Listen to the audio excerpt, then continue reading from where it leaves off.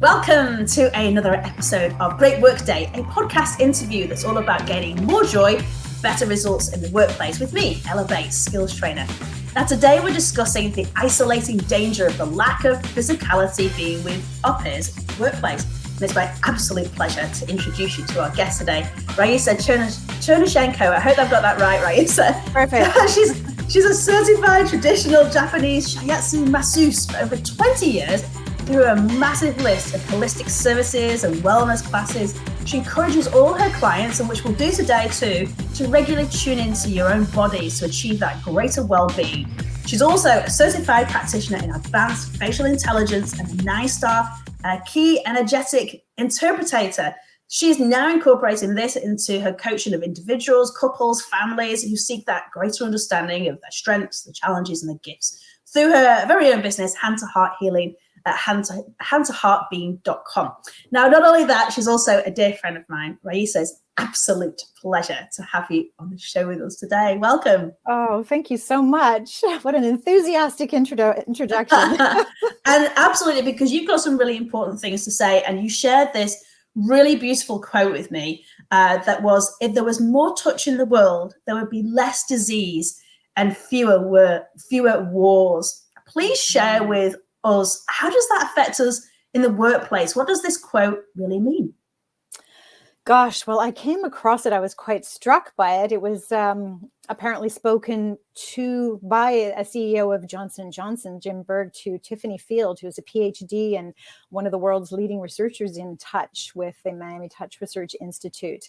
And it struck me because it's so true that touch deprivation leads, touch is the very first sense that we develop in the womb. And so deprivation has been shown through both anecdotally, but just through research over the years, decades, generations, through various periods of time, how important it is for survival, basic survival. Because without that stroking of the skin, the touch receptors, we can develop all kinds of difficulties with focusing, with socialization. So socialization is very essential for us. So in the workplace, how this might translate is the lack of touch that we've seen, especially in the last couple of years. It could lead to higher rates, higher levels of cortisol, which then leads to higher stress, aggressive behavior, body image issues, high stress levels, loneliness. Those are some of the signs that you could be suffering from touch deprivation. Mental health issues, fear of attachment. So we've seen evidence with people having been isolated so much from either their workplace, if they're used to a workplace, or even within their own homes, if they're if they were living alone, not working with anybody, that sense of just despondence, perhaps. Is that something you've seen in anybody that you know? It is 100%, myself included, as you know, Raissa. I've been reaching out to more and more people to get that proximity to people. Being an extrovert, I know I'm very much energized by other people. But in the workplace specifically, from our conversations, what sometimes we don't realize is the amount of physical touch we actually get from our peers. And while might not be in the hugging scenarios and things like that, there's also shaking of the hands, the passing of the back, the high-fiving, or the fist bumps, or even the elbow bumps have now come to do. Just incidental touch. You're missing the incidental touch of just passing someone, lightly touching them on the back, handing them a cup of coffee, perhaps touching their hand. There's so many ways in which we don't realize we receive incidental touch as opposed to intentional touch during the course of our day, even in the workplace. Of course, prior to this, there were more and more rules, societal rules about touch because of the growing fears of sexual harassment and the association with touch and, personal boundary. Right. So I think it's time that we addressed that the fact that this pendulum has swung so far into a place where we have more rules around touch that just keep us from interacting as social beings We really, truly are social beings. So if we could find some norm, some resting place or happy medium where it's safe to express what our personal boundaries are around touch, but be okay with that, be asking for permission around touch. You don't want to constantly be asking for, can I touch you lightly on the back? No, but we really, it's time for us to recognize that not all of us crave attachment. There are people who, from even a childhood, that there are some babies who just simply aren't really cuddly babies. But a huge percentage of us really crave attachment and touch of some kind. And with the last 2 years, what seems to have happened is the people, in studies that they've done, the people who were more aware of their need for touch became even more craving of touch and interaction with people, whereas the people who were perhaps less attached and didn't think that they needed touch to that degree became even more isolated and more withdrawn. So that's apparently, they say 60% of Americans were touch deprived during the pandemic, even though 47% of them were living with others. Well, because we were isolating from each other, whether that's, your kitchen became your office space and the children weren't allowed in. And we're fearful if somebody's gone to the store, just in case they've caught something from the store. And, if you're watching or listening to this past 2022, this was during COVID, but this is going to have long lasting effects. And as you said, we've now got this hyper self-awareness of, can we hug people that we used to hug? Can we shake? Has the handshake gone? Like, has it disappeared? And it was so very important. I was reading Mel Robbins' High Five book just a few days ago, which, if anyone hasn't read it, I highly recommend it. I'm in no way affiliated with Mel, but I do recognize that she mirrors what you have to say there, Raissa, in the fact that it's actually a basic human need. But when we have that actual physicality of high-fiving someone, or even sometimes ourselves in the mirror, it actually produces all these beautiful hormones that helps with the disease. Tell us a little bit more about the science behind that. How does the touch stop disease and stop wars? I mean, that's a huge thing to say, but we know it to be fact. I didn't quite address that. It's how when our skin moves through touch, even just movement, it's exerting a pressure on receptors. Touch receptors are stimulated, which then slows the heart rate and controls the blood pressure and leads to a release of cortisol, which gives us better control over our stress hormones. Which we really very much need. I mean, there's some ridiculous statistics out there that over 60% of us are feeling that high stress and overwhelm at home and in the workplace as a result of the trauma experience. Which COVID. is why my passion, my goal or mission at this time is to get people to be more aware of touch in their relationships with their family members, their friends, right from infancy straight through to the senior years, especially the senior years. But if we can keep that hands-on component in our relationship with our family members, with our children, everybody loves touching and hugging little babies, but there's a certain stage where we've kind of been socialized to think that, you're too old to sit on the lap now, you're too old for snuggles. But if we can even use eye contact, and this is something that could be used, especially, or people be aware of in the workplace, is if we could even combine a gentle touch with direct eye contact. It's so powerful. It's very grounding, and it's a especially good way to simply get either your point across or just connect very deeply with that person. So say you're having a teenager who's having a rough go of it, and you just need to get their attention from them. Lay your hand on their shoulder, look them directly on the eyes. Studies have shown that 2 touches, if you're hoping to get compliance with something, perhaps requesting something either in the workplace or at home, not 1 touch, but 2 touches within a short space of time can really boost the potential for success in making that communication effective. Because you're right, and thank you for sharing that, because it's that connection.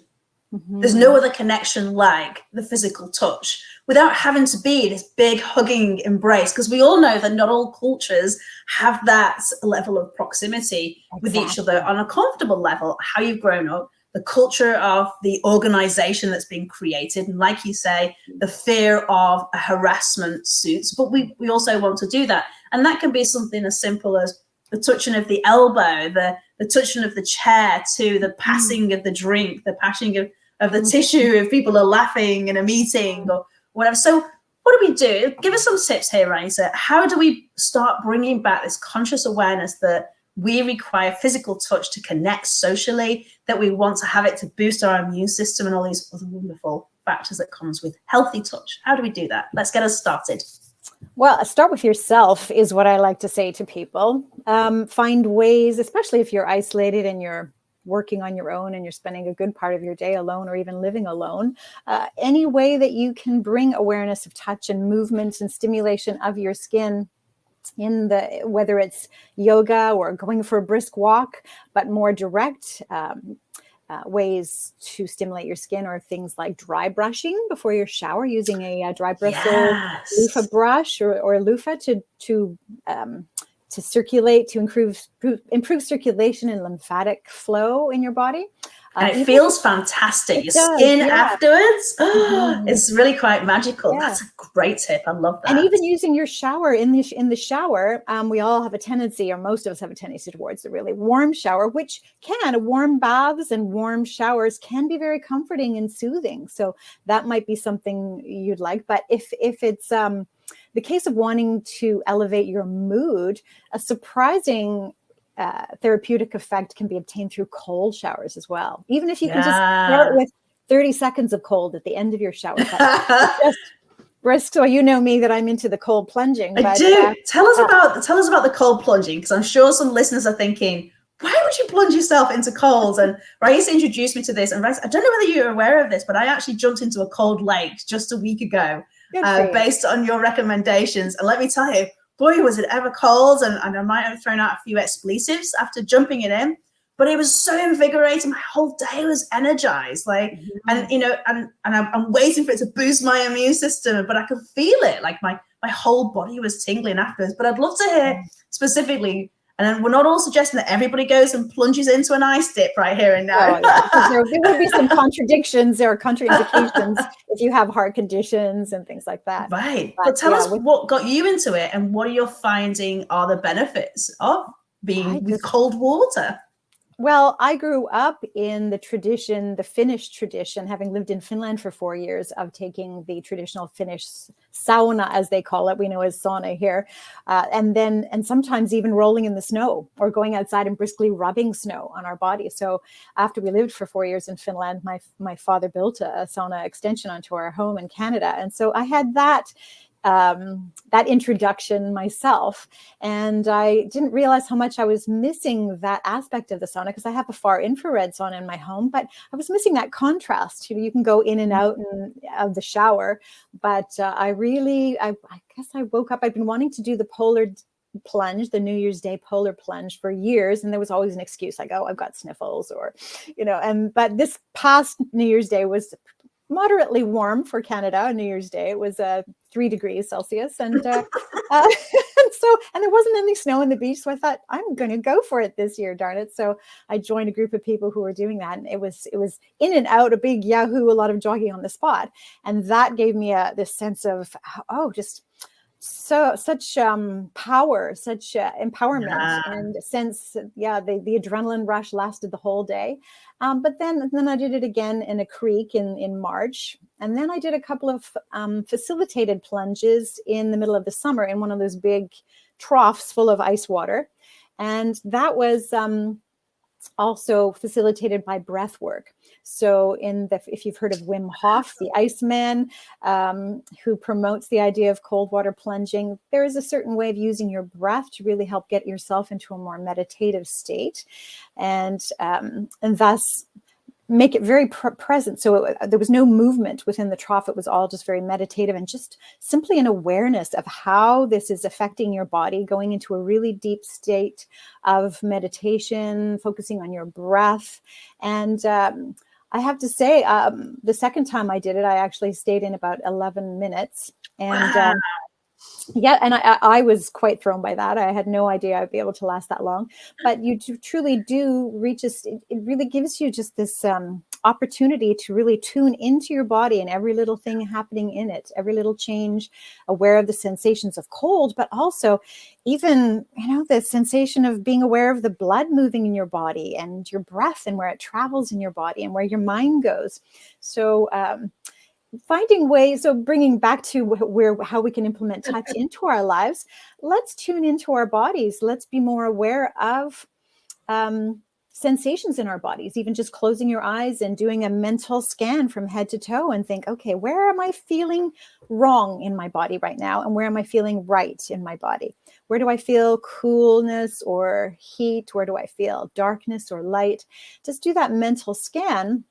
And then if you feel that you can also approach it from an emotional perspective. If you feel that there's a certain emotional state you'd like to get out of, a funk, perhaps do a tune in and see where, if this emotion was residing in my body in a particular place, where does it seem to be? Is it in my stomach? Is it in my head, my shoulders, my feet, my hands?